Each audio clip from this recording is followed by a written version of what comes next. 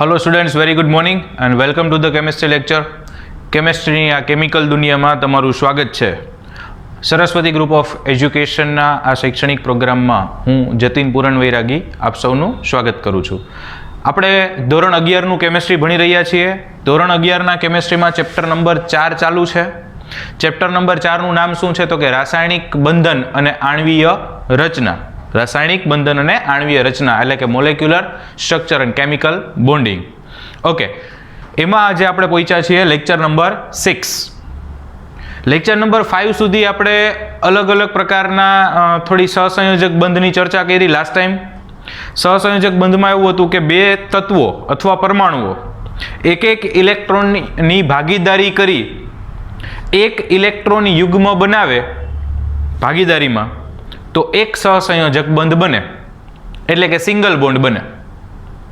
Okay, આજે આપણે ચર્ચા કરવાની છે એ ડબલ બોન્ડ અને ટ્રિપલ બોન્ડ કઈ રીતે બને એની થોડી ચર્ચાઓ કરીશું અને સાથે સાથે બાકી સામાન્ય અમુક અણુઓ છે એની લુઈસ રચના લખવા માટેના નિયમો શું છે અને કઈ રીતે લખી શકાય એ જોશું। રાઈટ, તો સૌથી પહેલા આપણે ચાલુ કરીએ દ્વિબંધ। દ્વિબંધ ક્યારે બને મિત્રો તો કે જ્યારે જો બે ઇલેક્ટ્રોનની ભાગીદારી કરી બે ઇલેક્ટ્રોન યુગ્મ બને। જેમ એક ઇલેક્ટ્રોન બે તત્વ છે એક્સ અને વાય સપોઝ બંને એક એક ઇલેક્ટ્રોન આપે ભાગીદારીમાં તો ભાગીદારીમાં યુગ્મ કેટલા બને તો કે એક ઇલેક્ટ્રોન યુગ્મ બને। એવી જ રીતે બે તત્વ છે બે ઇલેક્ટ્રોન જો ભાગીદારીમાં આપે તો ભાગીદારીમાં કુલ ઇલેક્ટ્રોન યુગ્મ કેટલા થયા તો કે બે થયા કારણ કે બે આપ્યા અને ભાગીદારીમાં ઇલેક્ટ્રોન કેટલા થાય તો કે 4 થાય। યાદ રાખજો, ઇલેક્ટ્રોન 4 અને ઇલેક્ટ્રોન યુગ્મ શબ્દ વાપરે જોડી તો 2। દાખલા તરીકે CO2 ના ઉદાહરણ દ્વારા સમજીએ તો CO2 માં કોણ છે તો કે કાર્બન અને 2 ઓક્સિજન। ઓકે, તો સેન્ટરમાં શું રખાય તો કે 2 ઓક્સિજન છે ને એક કાર્બન છે જે સિંગલ હોય અને વચ્ચે રખાય જનરલી। એનો પણ નિયમ છે કોને વચ્ચે રાખવું કોને છેડા ઉપર ગોઠવવું પણ એ હજી નેક્સ્ટ થિયરીમાં આવશે। ત્યાં સુધી એક કાર્બન 2 ઓક્સિજન એટલે એક કાર્બન રાખીએ બંને છેડે એક એક ઓક્સિજન જોડીએ એટલે એક કાર્બન અને 2 ઓક્સિજન।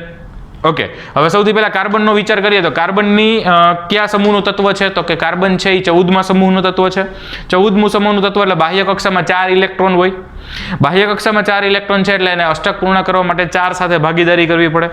તો આ જે કાર્બન આપણે જોઈ છીએ એ કાર્બનને તમે જુઓ તો આ કાર્બન છે એ 2 ઇલેક્ટ્રોન આ બાજુના ઓક્સિજન સાથે ભાગીદારીમાં આપશે 2 ઇલેક્ટ્રોન આ બાજુ સાથે ભાગીદારીમાં આપશે એટલે આ કાર્બનના 4 થઈ ગયા। એમની સાથે ઓક્સિજન જોડીએ, ઓક્સિજન એટલે 16મા સમૂહનું તત્વ। જો આપણે બેઝિક કોન્સેપ્ટ સમજવા માટે આગળના જે આપણે થોડા લેક્ચર્સ આપ્યા છે એમાં મેં સમૂહ એમની ઇલેક્ટ્રોન રચના એમના તત્વો એટલા માટે જ કરાવ્યા છે કે આમાં અંદર ઘણી બધી જગ્યાએ યુઝફુલ થાય છે। ઓકે, તો ઓક્સિજન છે એ 16મા સમૂહનું તત્વ છે। 16મો સમૂહ એટલે એની બાહ્ય કક્ષામાં 6 ઇલેક્ટ્રોન હોય તો અષ્ટક પૂર્ણ કરવા માટે શું કરવું પડે તો કે 2 ઇલેક્ટ્રોન મેળવવા પડે તો એ 2 ની ભાગીદારી કરશે। તો આ ઓક્સિજન એટલે બાહ્ય કક્ષામાં 6 ઇલેક્ટ્રોન ગણીએ 6 1 2 3 4 5 6 4 એમનેમ રાખ્યા અને 2 ભાગીદારીમાં આપ્યા કારણ કે આમણે પણ 2 ભાગીદારીમાં આપ્યા। સેમ આ કાર્બનના 2 ભાગીદારીમાં છે આ ઓક્સિજન 1 2 3 4 5 6 એમણે અહીંયા પણ 2 ભાગીદારીમાં આપ્યા। તો હવે આપણે જોવા જઈએ તો પહેલા કાર્બનનો વિચાર કરીએ। કાર્બનનો વિચાર કરીએ તો કે કાર્બનનો વિચાર કરો તો આ કાર્બનના ઇલેક્ટ્રોન્સ થયા કેટલા થયા તો કે 1 2 3 4 5 6 7 8 ઇલેક્ટ્રોન અષ્ટક પૂર્ણ। ઓક્સિજનની ચર્ચા કરવી હોય તો કે ઓક્સિજનની ચર્ચા કરવી હોય તો આ ઓક્સિજન થયો એમના ઇલેક્ટ્રોન કાઉન્ટ કરીએ તો 1 2 3 4 5 6 7 8 કેટલા ઇલેક્ટ્રોન્સ થયા તો કે 8 એ ઓક્સિજનનું પણ અષ્ટક પૂર્ણ અને આ બાજુનો ઓક્સિજનનો વિચાર કરીએ તો એમાં પણ અષ્ટક પૂર્ણ થાય છે એમાં પણ 4 ને 2 6 ને 2 8 ઇલેક્ટ્રોન્સ। રાઈટ, તો અહીંયા તમે જોઈ શકો છો કે કાર્બન અને ઓક્સિજન છે બધાના અષ્ટક પૂર્ણ થઈ ગયા। હવે અહીંયા કાર્બને ઇલેક્ટ્રોન કેટલા આપ્યા ભાગીદારીમાં તો કે 2 ઓક્સિજને કેટલા આપ્યા તો કે 2 તો 2 ઇલેક્ટ્રોનની ભાગીદારી કરી 2 ઇલેક્ટ્રોનની ભાગીદારી કરી તો ભાગીદારીમાં ઇલેક્ટ્રોન યુગ્મ કેટલા બન્યા તો કે જો આ એક જોડી એટલે એક યુગ્મ આ બીજી જોડી એટલે બીજું યુગ્મ 2 યુગ્મ બને તો દ્વિબંધ બનશે। એટલે આમને હવે સિમ્પલ રિપ્રેઝન્ટેશનમાં લખવું હોય તો એક કાર્બન લખ્યો છે અને 2 યુગ્મ એટલે 2 બંધ અને oxygen as it is same આ બાજુ 2 બંધ અને ઓક્સિજન એઝ ઇટ ઇઝ। હવે ઓક્સિજન પાસે રહેલા આ જે ઇલેક્ટ્રોન્સ છે ઉપર એક ઇલેક્ટ્રોન યુગ્મ અને એક નીચે ઇલેક્ટ્રોન યુગ્મ એ અહીંયા પણ દર્શાવ્યું છે અને એ જે હોય ને એને કહેવાય અબંધકારક ઇલેક્ટ્રોન યુગ્મ। શું કહેશું એને અબંધકારક ઇલેક્ટ્રોન યુગ્મ એને ઇંગ્લિશમાં કહેવાય lone pair of electrons. Lone pair of electrons અબંધકારક એટલે કે બાહ્ય કક્ષામાં છે છતાંય બંધ બનાવવામાં ભાગ લેતું નથી. બંધ બનાવવામાં ભાગ ન લે એટલે એને કહેવાય અબંધકારક. બંધ ન બનાવે એ અબંધ. તો ઓક્સિજન પાસે કેટલા અબંધકારક ઇલેક્ટ્રોન યુગ્મ છે? 2. કેટલા અબંધકારક ઇલેક્ટ્રોન છે? 4. રાઈટ. તો આ ડબલ બોન્ડની રચના થઈ. તો 2 ઇલેક્ટ્રોનની ભાગીદારી કરી, 2 ઇલેક્ટ્રોન યુગ્મ બને તો એ દ્વિબંધ બનાવે છે. આ ડબલ બોન્ડ બની ગયો. રાઈટ, દ્વિબંધ બન્યું. હજી એક ઉદાહરણ જોઈએ, C2H4. C2H4 એટલે ઇથીન. C2H4 એટલે ઇથીન. રાઈટ. તો અહીંયા પેલા કાર્બન 2, હાઇડ્રોજન 4. તો 2 કાર્બનને જોડાય, બંને સાથે 2 હાઇડ્રોજનને જોડાય. તો સૌથી પહેલા 2 કાર્બનની વાત કરી. ઓકે, બંને કાર્બન સાથે પહેલા હું હાઇડ્રોજન જોડી દઉં. હાઇડ્રોજન કેટલા જોડવા છે? 4. તો બંને સાથે 2. આ કાર્બનને પણ 2 હાઇડ્રોજન આપ્યા, આમની સાથે પણ 2 આપ્યા. અચ્છા, હાઇડ્રોજન પાસે પોતાના બ્લુ કલરના એક ઇલેક્ટ્રોન્સ હોય છે. એટલે બ્લુ કલરના ન હોય, આમાં ખાલી અલગ પાડવા માટે કર્યું છે. રાઈટ. તો હાઇડ્રોજન પોતાનો એક ઇલેક્ટ્રોન ભાગીદારી કરી અને પોતે ગોઠવાઈ ગયા. હવે આ કાર્બનને તો કે આ ભાઈ કાર્બન હાઇડ્રોજન સાથે પાર્ટનરશિપ માટે તો કે એક ઇલેક્ટ્રોન આપ્યો, અહીંયા એક આપ્યો. સેમ આ કાર્બને પણ આ હાઇડ્રોજન સાથે એક ઇલેક્ટ્રોન પોતાનો આપ્યો અને આ હાઇડ્રોજન સાથે પોતાનો એક ઇલેક્ટ્રોન. અચ્છા, કાર્બન પાસે કેટલા હોય બાહ્ય કક્ષામાં? Yes, very good, 4. ઓકે, તો 4 માંથી કેટલા ગયા ભાગીદારીમાં? તો કે 1, 2, 3, 4. સર, બીજા કાર્બનનો છે 1, 2, 3, 4. 2 વૈધા, 1, 2. તો 2 ભાગીદારીમાં આપ્યા. અને આ કાર્બન સાથે પણ 2, તો 2 વૈધા, એણે પણ 2 ભાગીદારીમાં આપ્યા. તો બંને કાર્બન વચ્ચે કેટલાની ભાગીદારી? તો કે 2, 2 ની ભાગીદારી. અને હાઇડ્રોજન સાથે તો કે 1, 1 ની ભાગીદારી. તો શું બન્યું? તો કે કાર્બન કાર્બન વચ્ચે દ્વિબંધ બન્યું અને 4 4 હાઇડ્રોજન સાથે સિંગલ બોન્ડ બન્યું. ખ્યાલ આવ્યો? ઓકે, સેમ આવી જ રીતે જો એક ઇલેક્ટ્રોન યુગ્મ ભાગીદારીમાં બને તો સિંગલ બોન્ડ બને. ભાગીદારીમાં 2 ઇલેક્ટ્રોન યુગ્મ બને તો ડબલ બોન્ડ બને.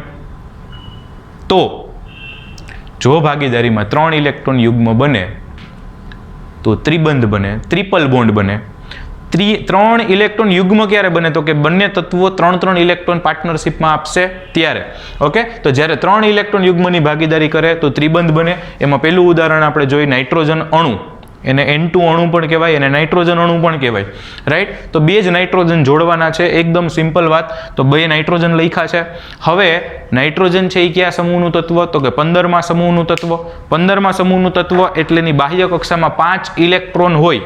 તો એમને અષ્ટક પૂર્ણ કરવા માટે તો કે એમને અષ્ટક પૂર્ણ કરવા માટે 8 એટલે 3 ની જરૂર પડશે. રાઈટ. હવે અહીંયા આપણે 2 નાઇટ્રોજન છે, 3 ની જરૂર પડશે એટલે આ નાઇટ્રોજનના 3 ઇલેક્ટ્રોન આપણે અહીંયા લખી નાખ્યા.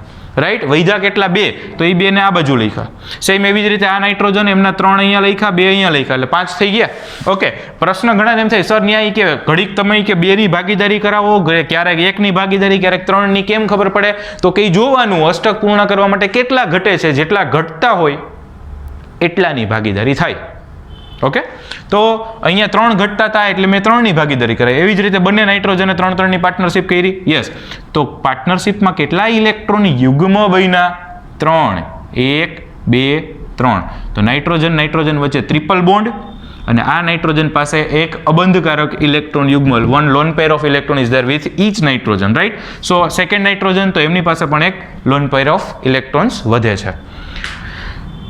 નેક્સ્ટ ઉદાહરણ જોઈએ C2H2. C2H2 એટલે એને કહેવાય ઇથાઇન અથવા એનું બીજું નામ છે એસિટિલિન ગેસ અથવા એસિટિલિન વાયુ. એસિટિલિન કીએ, ઇથાઇન કીએ, બધું એક જ. C2H2. તો બહુ સિમ્પલી એમને 2 કાર્બન સાથે પહેલા એક હાઇડ્રોજન આપી દો એટલે પછી માથાકૂટ નહીં જાય, બરાબર ને? ઓકે, તો આમની સાથે એક બ્લુ કલરનો હાઇડ્રોજન આપ્યો, આમની સાથે એટલે હાઇડ્રોજન બ્લુ કલરના હોય, સમજવા માટે હોય. ઓકે, અને એમને પોતાનો એક ઇલેક્ટ્રોન આપી દીધો. હાઇડ્રોજન છે ને એકદમ તમારી જેમ સીધો માણસ. શું કામ ખબર? એક જ ઇલેક્ટ્રોન. કોક એમ કે તમને એક ઇલેક્ટ્રોન દેવો તો કે હાલશે. કોક એમ કે તમારો એક ઇલેક્ટ્રોન જોઈ તો કે આપ્યો. કોક કે ભાગીદારી કે કરી, કાંઈ માથાકૂટ જ નહીં. ઓકે, એક જ ઇલેક્ટ્રોન છે, આપવો હોય સરળ ને મેળવવો હોય સરળ. એકદમ સિમ્પલ. ઓકે, તો હાઇડ્રોજન જોડી દીધા. હવે કાર્બન પાસે કેટલા હોય બાહ્ય કક્ષામાં? તો કે 4. હાઇડ્રોજનને કેટલા આપ્યા? તો કે 1. વૈધા કેટલા? 3. 1, 2 ને 3. આમની પાસે કેટલા વિધા? તો કે 3. 1, 2 ને 3. વળી ઘણાને પ્રશ્ન થાય સર કે ઉપર તમે નાઇટ્રોજનમાં એમ કીધું હતું કે બાહ્ય કક્ષામાં 5 ઇલેક્ટ્રોન હોય, 3 ઘટે એટલે 3 ની ભાગીદારી કરી. તો કાર્બન પાસે તો 4 હોય તો એને 4 ની ભાગીદારી કરવી જોઈએ ને. એને કેમ 3 ની જ કરી? તો કે 4 ની જ કરી. એક હાઇડ્રોજન સાથે કરી એટલે 3 વૈધા. તો એ બીજા 3 ની ભાગીદારી કોની સાથે કરી? કાર્બન સાથે. એટલે કાર્બનની ભાગીદારી તો 4 ની જ થઈ. 1, 2, 3 ને 4. એક હાઇડ્રોજન સાથે, 3 કાર્બન સાથે. તો આમને સિમ્પલ લેંગ્વેજમાં, સિમ્પલ રિપ્રેઝન્ટેશનમાં કેમ લખી શકાય? તો કે C ટ્રિપલ બોન્ડ C અને બંને જોડે સિંગલ બોન્ડથી hydrogen. That is the structure of ethyne or acetylene. Right. Thank you.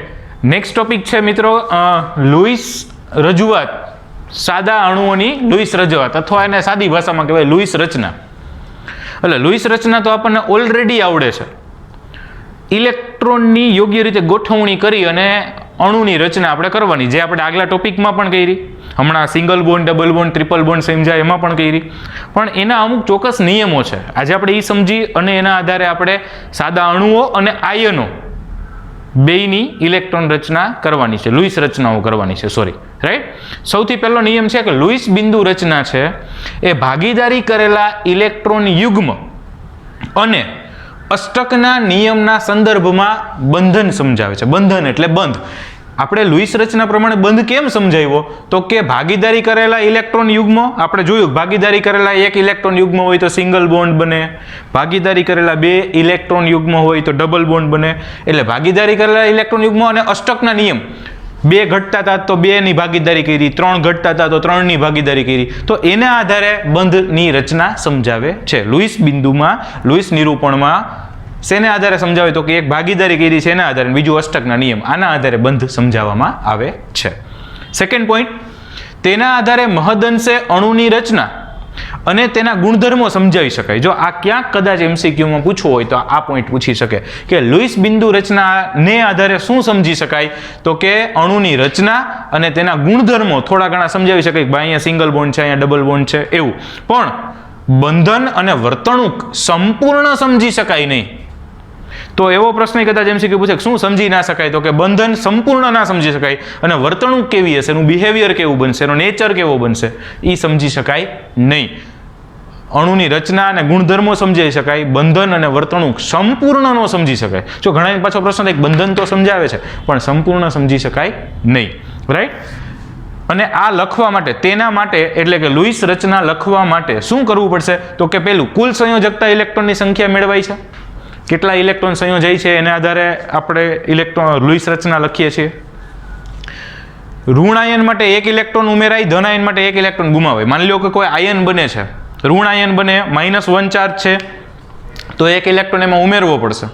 ધન આયન બને છે, +1 ચાર્જ છે તો એક ઇલેક્ટ્રોન ગુમાવવો પડશે. ઋણ આયન લખવા માટે એક ઇલેક્ટ્રોન ઉમેરાય, ધન આયન લખવા માટે એક ઇલેક્ટ્રોન ગુમાવાય. રાસાયણિક સંજ્ઞાઓની સાથે, રાસાયણિક સંજ્ઞા એટલે તત્વની સંજ્ઞા, કાર્બનનો C, ઓક્સિજનનો O, હાઇડ્રોજનનો H, એની સાથે ઇલેક્ટ્રોનની સંખ્યાને ઇલેક્ટ્રોનની ભાગીદારીમાં યોગ્ય વહેંચણી કરવામાં આવે છે. આપણે લખ્યું ને આગળ સિંગલ, ડબલ, ટ્રિપલ બોન્ડમાં કે હાઇડ્રોજન લખીએ એની બાજુમાં એક ઇલેક્ટ્રોન, ઓક્સિજન લખ્યા હોય એની આજુબાજુમાં 6 ઇલેક્ટ્રોન, એમાં જે ભાગીદારીમાં દેવાના હોય ને એવી રીતે લખવાના, વધતા હોય એને ઉપર નીચે ક્યાંક લખવાના. રાઈટ.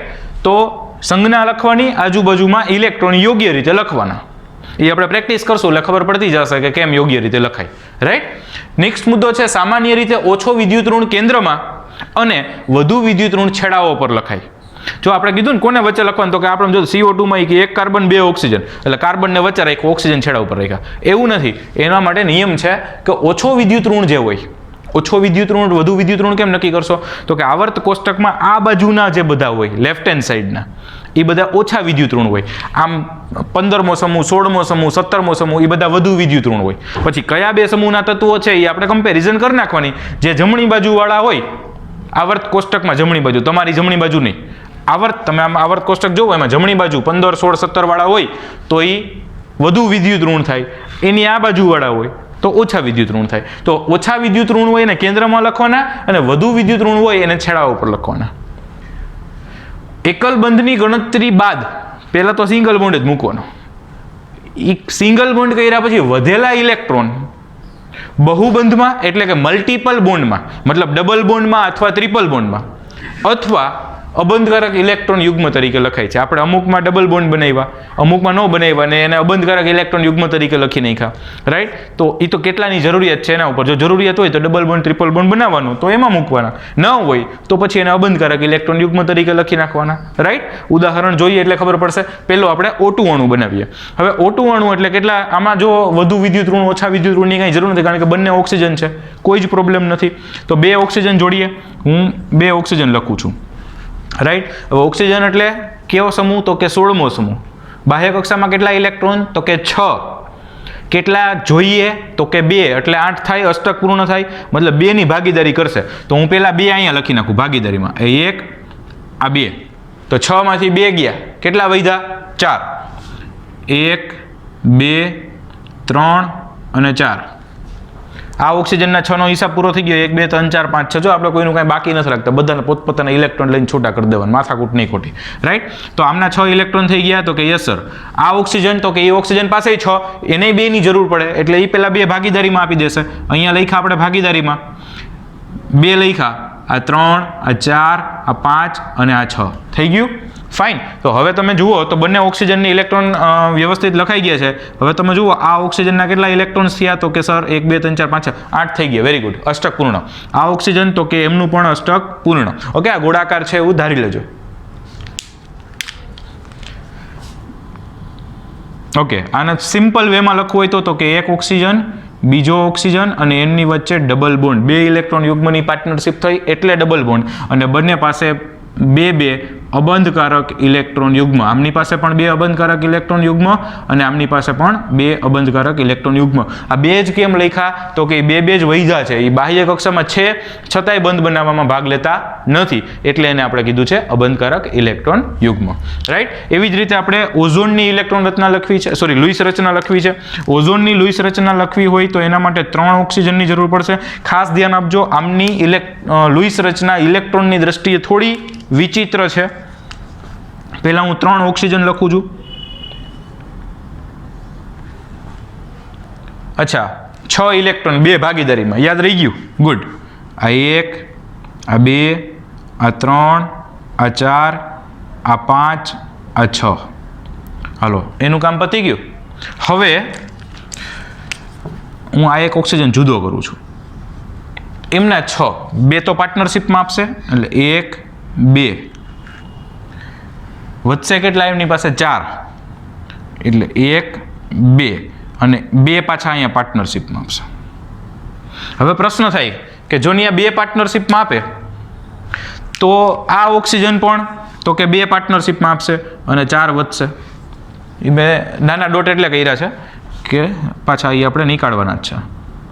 ઓકે, હવે તમે વચ્ચેના ઓક્સિજનનો વિચાર કરો ને એના ઇલેક્ટ્રોન ગણો તો કેટલા થાય? જુઓ તો કે 1 2 3 4 5 6 7 8 9 10. ઓહો, 10 ઇલેક્ટ્રોન થઈ ગયા. આ તો ઓક્સિજનના અષ્ટકની માથે 2 વયા ગયા, વળી પાછા 2 રિમૂવ કરવા પડશે. એનો મતલબ કે જેવું સામાન્ય રીતે ઓક્સિજનમાં 2 ઇલેક્ટ્રોનની પાર્ટનરશિપ થાય એવી આ બંને ઓક્સિજન વચ્ચે થશે, પણ આ બંને ઓક્સિજન વચ્ચે થશે નહીં. ઓકે, એટલે શું કરશે? તો કે આ જે ઓક્સિજન છે એ આમની સાથે તો 2 ભાગીદારીમાં આપ્યા, આમની સાથે 2 આપી દેશે, પણ એ 2 પોતાના જ રાખશે, ઓલાને ભાગીદારીમાં નહીં આપે. મતલબ અહીંયા સિંગલ બોન્ડ જ ફોર્મ કરશે, સિંગલ બોન્ડ જ બનાવશે, એટલે 2 ઇલેક્ટ્રોન જ જોશે, એક યુગ્મ જોશે. પણ એ આખું યુગ્મ આ ઓક્સિજનનું છે. તો આ ઓક્સિજનને શું આપવાનું? તો કે એણે કાંઈ આપવાનું નથી, એણે પોતાના 6 ઇલેક્ટ્રોન બતાવી દેવાના, હિસાબ પૂરો કરી નાખવાનો. આ એમના 6 ઇલેક્ટ્રોન, રાઈટ? હવે આ ઓક્સિજનને તમે જોવા જાઓ તો હવે પહેલા ચેક કરી લઈએ. ચલો, આ ઓક્સિજનના 8 ઇલેક્ટ્રોન થયા કે નહીં? તો કે 1 2 3 4 5 6 7 8. યસ, આ ઓક્સિજનના 8 ઇલેક્ટ્રોન થઈ ગયા છે, રાઈટ? આ ઓક્સિજનના ગણો તો 1 2 3 4 5 6 7 8, એમના પણ 8 ઇલેક્ટ્રોન થઈ ગયા છે. અને આમના ગણો તો કે 6 ને 2 8, એમના પણ 8 ઇલેક્ટ્રોન થઈ ગયા. હવે બધું બરોબર થયું, પણ આ બંધ બનાવવામાં આખું ઇલેક્ટ્રોન યુગ્મ કોણે આપ્યું છે? તો કે આખું ઇલેક્ટ્રોન યુગ્મ આપ્યું છે આ ઓક્સિજન, એટલે કે એણે એક જ આપવાનું હોય, 2 આપ્યા છે, 2 આપ્યા છે, મતલબ 1 ઇલેક્ટ્રોનનું દાન કર્યું છે, એટલે એના ઉપર આવશે પ્લસ વીજભાર. અને આણે ઇલેક્ટ્રોન યુગ્મમાં પોતે કાંઈ આપ્યું જ નથી, એમને બંધ બનાવીને ટીંગાઈ ગયો છે, એટલે એણે એક ઇલેક્ટ્રોન કોકનો મેળવો છે, એટલે એના ઉપર આવશે માઇનસ વીજભાર, રાઈટ? આમણે એક ઇલેક્ટ્રોન વધારાનો, એક જ બંધ છે, એકચ્યુઅલી 2 ઇલેક્ટ્રોન છે, તો એક આનો ને એક આનો હોવો જોઈએ ને, એની બદલે 2 આના છે, મતલબ એક વધારાનો આપ્યો છે, એક ડોનેટ કર્યો છે એટલે પ્લસ ચાર્જ, આણે ગેઇન કર્યો છે એટલે માઇનસ ચાર્જ. આને સાદી રીતે લખીએ ને મિત્રો તો આમ લખી શકાય. જો આમાં પર્ટિક્યુલર આ રચનામાં ચકેડા કરો નહીં તો હાલે, આ તો ખાલી તમને ઇલેક્ટ્રોન ગણાવવા માટે મેં સર્કલ કર્યું છે, રાઈટ? અને આમ લખી શકાય ઓક્સિજન, ઓક્સિજન અને ઓક્સિજન. આ ઓક્સિજન વચ્ચે ડબલ બોન્ડ, આ ઓક્સિજન સાથે સિંગલ બોન્ડ. આમની પાસે તો કે 2 લોન પેર ઇલેક્ટ્રોન્સ, આમની પાસે 1 લોન પેર ઇલેક્ટ્રોન્સ, અને આમની પાસે 3 લોન પેર ઇલેક્ટ્રોન્સ, અહીંયા માઇનસ ચાર્જ અને અહીંયા plus charge, right. So that is the structure of ozone O3. અને ઘણાના પાછો પ્રશ્ન થાય, સર એવું હોય કે આમની વચ્ચે જ ડબલ બોન્ડ બને? તો કે ના, એવું જરૂરી નથી. તમે આ બે ઓક્સિજન વચ્ચે ડબલ બોન્ડ બનાવો અને આમની વચ્ચે સિંગલ, મતલબ આ ડબલ બોન્ડ અહીંયા આ બે ઓક્સિજનની અદલા બદલી કરી નાખો તોય ચાલે. અહીંયા સિંગલ બોન્ડ હોય ને અહીંયા ડબલ બોન્ડ તો બી ચાલે, રાઈટ. સો આવું ઓઝોનનું બંધારણ હોય. સેમ એક બંધારણ સમજી લઈ CO2 નું. નીચે દેખાય છે છોકરાઓ? આવી જશે ને? Okay, very good. Okay, CO2 ના બંધારણ લખવા માટે ઓછો વિદ્યુત ઋણ કેન્દ્રમાં ગોઠવાય. એમાંથી ઓછો વિદ્યુત ઋણ કોણ છે? તો કે કાર્બન. એમ ન ખબર પડે તો કાર્બન એકલો છે, આજુબાજુમાં બે ઓક્સિજન ગોઠવાય, સિમ્પલ. ઓકે, તો કાર્બનમાં ભાઈ ઇલેક્ટ્રોન્સ કેટલા બાહ્ય કક્ષામાં? તો કે 4. ઓકે, ઘટે 4 ને, તો 4 ની ભાગીદારી, 2 ની ભાગીદારી અહીંયા કરાવી નાખું. આ બે કાર્બનના 2 ની ભાગીદારી અહીંયા કરાવી નાખું, રાઈટ. એટલે કાર્બનનો હિસાબ પૂરો. ઓક્સિજન છે, ઓક્સિજન પાસે બાહ્ય કક્ષામાં 6, 2 અહીંયા ભાગીદારીમાં આપશે. આ ત્રીજું, આ ચોથું, આ પાંચમું અને છઠ્ઠું. હાલો, એટલે આ ઓક્સિજનનો હિસાબ પૂરો. 1 2 3 4 5 5 6. જો આ એકાદું અહીંયા લખો અથવા અહીંયા લખો તોય ચાલો, એવું જરૂર નથી ઉપર નીચે જ લખવા, એવો કોઈ નિયમ નથી. અચ્છા, ગણી નાખીએ. આ ઓક્સિજનના કેટલા થયા? તો કે 1 2 3 4 5 6 7 8, અષ્ટક પૂરું. આમના તો કે 8, એટલે અષ્ટક પૂરું. આમના તો કે 8, એટલે એમનું પણ અષ્ટક પૂરું, રાઈટ. તો એમનું પણ અષ્ટક પૂરું થઈ ગયું. આને સિમ્પલ લેંગ્વેજમાં લખવું હોય તો કંઈક આવી રીતે લખી શકાય. કાર્બન એમની સાથે ઓક્સિજન તો કે ડબલ બોન્ડથી, એમની સાથે ઓક્સિજન તો કે ડબલ બોન્ડથી. ઓક્સિજન પાસે તો કે 2 લોન પેર ઓફ ઇલેક્ટ્રોન્સ, આ ઓક્સિજન પાસે તો કે 2 લોન પેર ઓફ ઇલેક્ટ્રોન્સ, અને આ કાર્બન પાસે તો કે 2 લોન પેર ઓફ ઇલેક્ટ્રોન્સ નો આવે. ઓકે, એમની પાસે તો હતા, એ તો બિચારા બધું પાર્ટનરશિપમાં આપી દીધું, એની પાસે કંઈ વધતું નથી, રાઈટ. આ અમુક સ્ટુડન્ટ જેવા છે, એને પરીક્ષા હોય ત્યારે જેટલું આવડ્યું હોય બધું લખી નાખ્યું, વધારાનું કંઈ ન આવડતું હોય. ઓકે, એ કાર્બન જેવો હોય. અને અમુક તમારા જેવો હોય જેની પાસે વધારાનું નોલેજ પણ હોય છે, તો અહીંયા રાખ્યું હોય, રાઈટ. તો ખાસ આટલી વસ્તુ કરવાની છે. આની સાથે સાથે તમને એક PDF મળશે, એમાં DPP છે. DPP એટલે daily practice problems. DPP 2 1 already આપણે સોલ્વ કરી નાખી છે, મને તમને આપેલી છે. 2 આજે આ લેક્ચરની સાથે મળશે, એ તમારે સોલ્વ કરીને આવવાની છે, રાઈટ. એને હું પાછા નેક્સ્ટ લેક્ચરમાં સોલ્વ કરાવીશ. એટલે તમે એડવાન્સ એટલે આપું છું, બધાય સોલ્વ કરાવીશ, પણ મારી રાહ જોઈને ના બેસતા કે સર સોલ્વ કરાવે પછી લખ્યું. જાતે પ્રયત્ન કરજો, એટલે ખબર પડે કે આપણને ઇલેક્ટ્રોન ગોઠવતા આવડે છે, નથી આવડતા, ભૂલ પડશે, કોઈ જ પ્રોબ્લેમ નથી, રાઈટ. ભલે છેકાછેકી થાય, ભૂલ પડે, નો પ્રોબ્લેમ, પણ જાતે કરતા શીખશો તો આવડશે. ઓકે, રાખીએ એટલું. Thank you.